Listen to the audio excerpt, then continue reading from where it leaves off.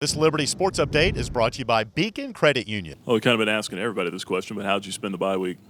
I spent the bye week. I got out of town with some teammates. Just went to go hang out. Just relaxed. Got our minds off football, and just enjoyed it. Took the time to rest up and just get ready for this next 6-game stretch. So you didn't watch any college football on Saturday then? I kept up with some games. I was able to watch the South Carolina-Georgia game, watched a little bit of that to see that upset. So that was one of the games I really got to catch. Collectively, what did the defense do to get better here in the week off? We just used this week off as a technical week to clean up just a lot of stuff we don't really have a lot of time for. So we did a lot more indie, just working on our technique and our footwork and stuff like that, just cleaning up just little things, just so we could get back and make sure when we come back to start preparing for a team that we're good and we good on our technique and stuff. How confident is this team right now with the 4-game win streak that you guys are on? Oh, I think we're very confident. We think the sky's the limit for us. We can control our future.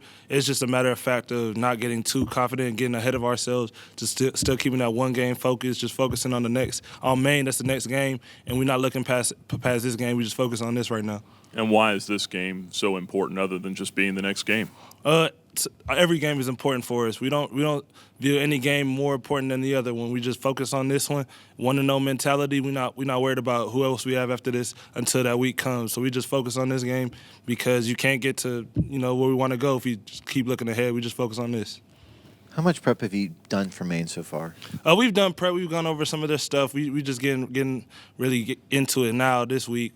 But we've done a lot of prep, just been watching their film, keeping track of their game, just keeping track of how their players are, seeing that they had some injuries, so we just making sure we doing our due diligence with them.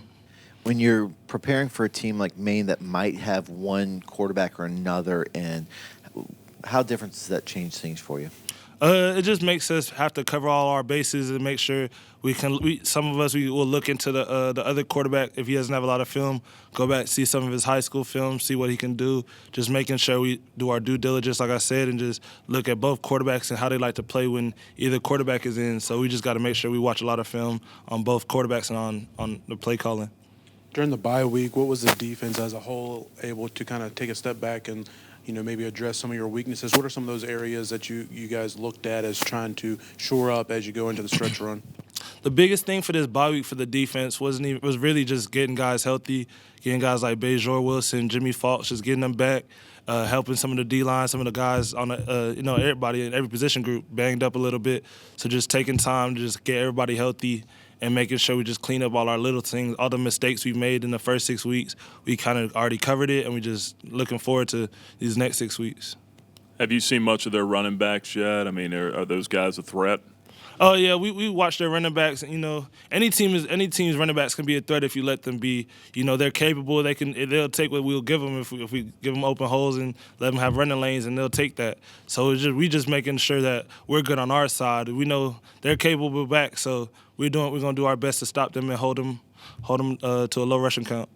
And playing on homecoming weekend, is that something that's fun, knowing that all the alumni and all the former players and everyone's coming back here? Is that does it feel like you're on a bigger stage? Oh yeah, it's exciting. It's always exciting playing in front of the home crowd, and homecoming is no different. And you get to see a lot of old guys, old teammates, and old fans just come back and watch us. So we definitely want to give them a good show, give them a win for sure.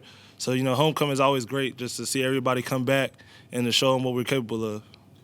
This defense has been much improved and very good in the red zone the first half of the season. Where do you think that improvement and strength has kind of come from? I'll say a lot of it has come from our coaching. We have a great defensive coaching staff. Coach Simons is a great D coordinator.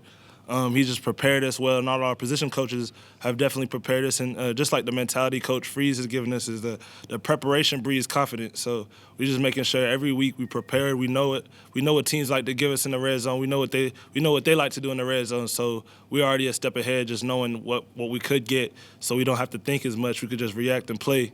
So I'll just give it to the coaches and I'll give it to the players. We preparing well.